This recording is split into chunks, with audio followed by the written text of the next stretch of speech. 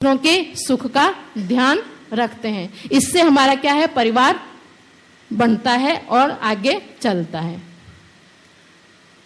మనకి వ్యక్తి నిర్మాణం అలాగే సమాజం, వ్యక్తికి సమాజానికి మధ్యలో ఉన్నది ఏంటంటే మనకి కుటుంబం. వ్యక్తి నిర్మాణం తర్వాత మనకు వచ్చేది ఏంటంటే కుటుంబ నిర్మాణం. అలాగే మన కుటుంబాన్ని దేన్ని అంటారు? మనం అందరం చూస్తున్నాను, ఒక వన ప్రదేశంలో ఉన్న ఒక వృక్షమైనా సరే దాన్ని మనం వనమనే అంటం జరుగుతుంది. అట్లాగే వ్యక్తి ఒక పరిమిత స్థానంలో ఎవరితోటైతే కలిసి ఉంటారో వాటిని మనం కుటుంబం అని చెప్పేసి అంటం జరుగుతుంది. ఈ కుటుంబాలు ఎన్నో రకాలు ఉంటాయి. మనకి రక్త సంబంధికులంతా ఒక కుటుంబం అవుతారు. అలాగే ఏదో ఒక సాంప్రదాయాన్ని ఎవరైతే అవలంబిస్తారో వాళ్ళందరూ కూడాను ఒక కుటుంబీకులుగానే ఉంటారు. అట్లాగే మనకు కూడా ఉంది మన గాయత్రి పరివార్, ఇది కూడా ఒక కుటుంబం. ఇక్కడ ఈ గురుదేవుల యొక్క ఆలోచనతోటి ఎవరైతే కలిసి ఉన్నారో వాళ్ళందరినీ మనం గాయత్రి పరివార్ అంటం జరుగుతుంది. ఈ కుటుంబంలో ఏ కుటుంబమైనా కానివ్వండి, వాళ్ళ మధ్యలో ఒక ఆత్మీయత అనేది విస్తరిస్తుంది. ఆత్మీయతతో పాటు స్నేహం, ఆత్మీయత అనేవి విస్తరిస్తుంటాయి. మన చిన్న కుటుంబం తీసుకున్నా ఉంటే ఆ కుటుంబంలో తాతయ్య, నానమ్మ, బాబాయ్, పిన్ని వీళ్ళందరూ కూడా ఉంటారు. వాళ్ళందరికీ ఒక్కొక్కరికి ఒక్కో రకమైన అభిప్రాయాలు ఉంటాయి, ఒక్కొక్కరికి ఒక్కో రకమైన ఆలోచనలు ఉంటాయి. ఇవన్నీ ఒక్కొక్కరికి ఒక్కో రకమైన ఆలోచనలు ఉన్నా కానీ మనందరం కూడాను ప్రేమ సహనంతో కలిసిమెలిసి ఉంటాం. అది మన కుటుంబం. ఆ కుటుంబంలో ఇంకో ప్రత్యేకత అంటే ప్రతి వ్యక్తి తన బాధ్యతను తాను నిర్వర్తిస్తూ ఉంటారు. ఎప్పుడైతే మన కుటుంబాన్ని మనం నిర్మించుకుంటామో అప్పుడే మనం परिवार का आधार जो माना गया है वो दाम्पत्य जीवन माना गया। परिवार किससे बनता है? दाम्पत्य जीवन से बनता है।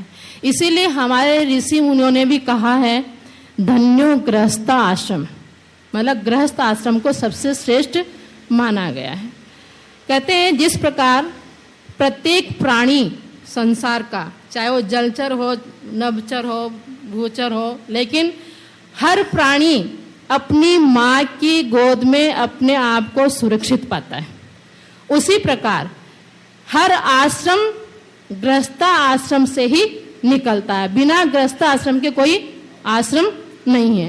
इसलिए ऋषि मुनियों ने कहा है धन्यो गृहस्थ आश्रम है, यानी जैसा हमारा दाम्पत्य जीवन होगा, गृहस्थ आश्रम हमारा श्रेष्ठ होगा, वैसे ही हमारे परिवार के बच्चों के ऊपर उसके संस्कार जाएंगे और वो बच्चे श्रेष्ठ बनेंगे।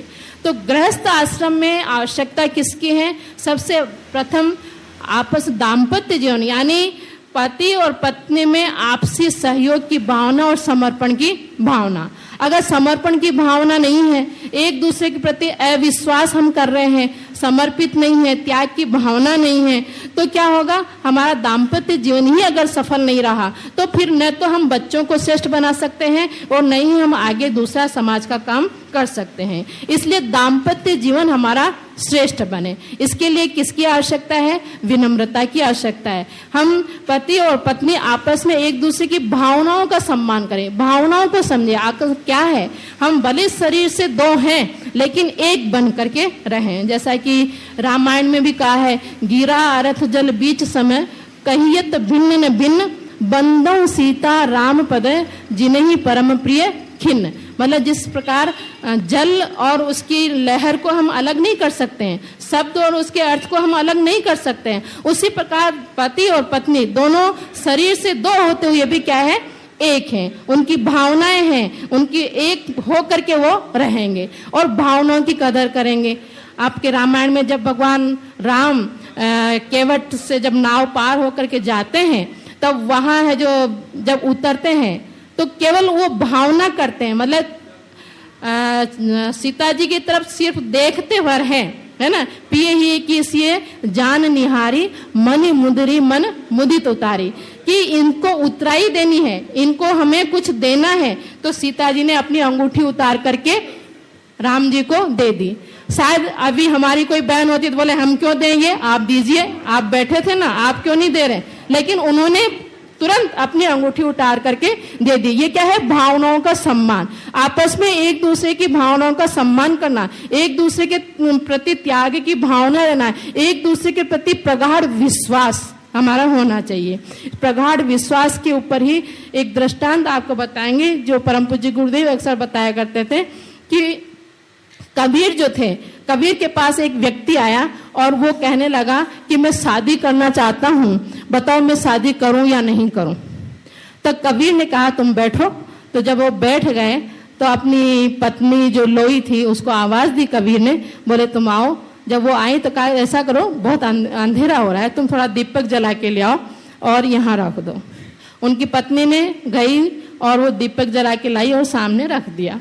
जो नवयुवक ये पूछने के लिए आया था कि मैं शादी करूं या नहीं करूं, वो कहने लगा महाशय मैं आपसे कुछ पूछने आया था, आपने उसका जवाब नहीं दिया।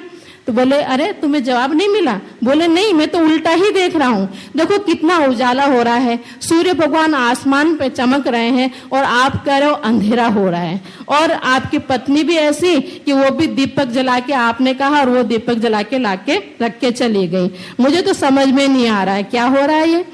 तब कबीरदास जी ने कहा कि तुम्हारे बात का जवाब, समस्या का समाधान यही है। बोले कैसे?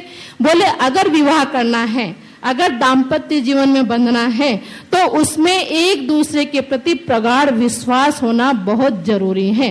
अगर प्रगाढ़ विश्वास नहीं होगा तो फिर आपके दाम्पत्य जीवन में टकराहट होंगी, मनमुटाव होगा, लड़ाई झगड़ा होगा और उसमें है जो आपका परिवार श्रेष्ठ नहीं बन पाएगा। इसलिए इन बातों की आवश्यकता परिवार निर्माण के लिए जरूरी है। మనం కుటుంబ నిర్మాణం గురించి చర్చించుకుంటున్నాం, దాని గురించి తెలుసుకుంటున్నాం.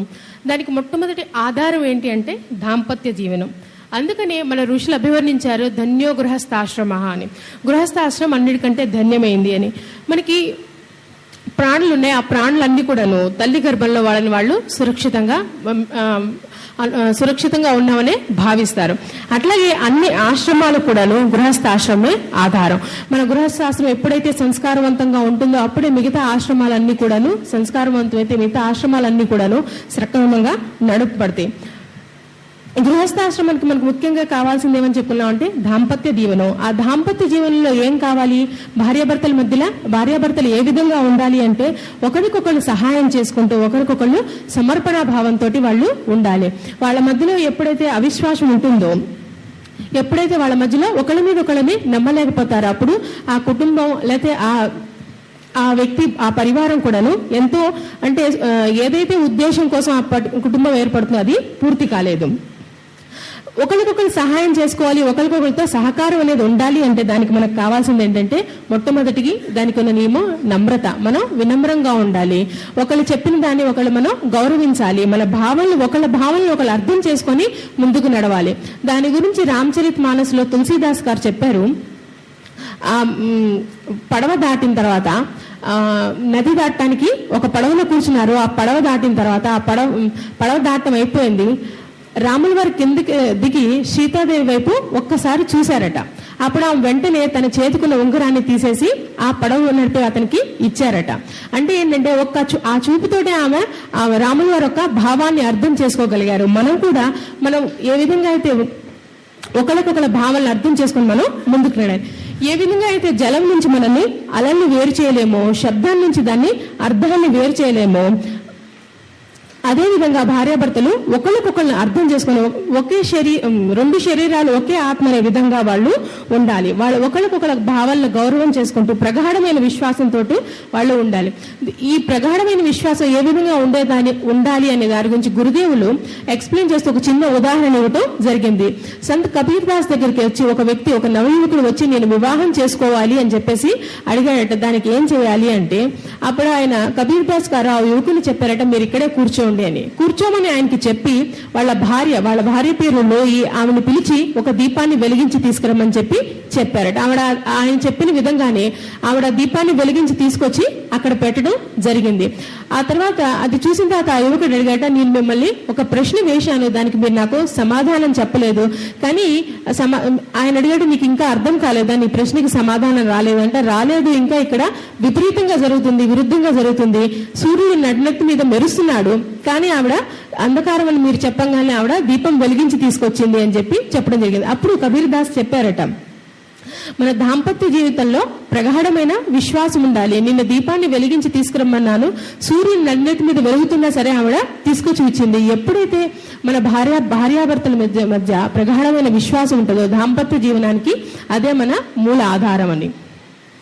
इस तरह सुसंस्कृत परिवार नीतिपूर्ण उपार्जन करता है, ईमानदारी से उपार्जन करता है और अपने बच्चों को, परिवार को सुसंस्कृत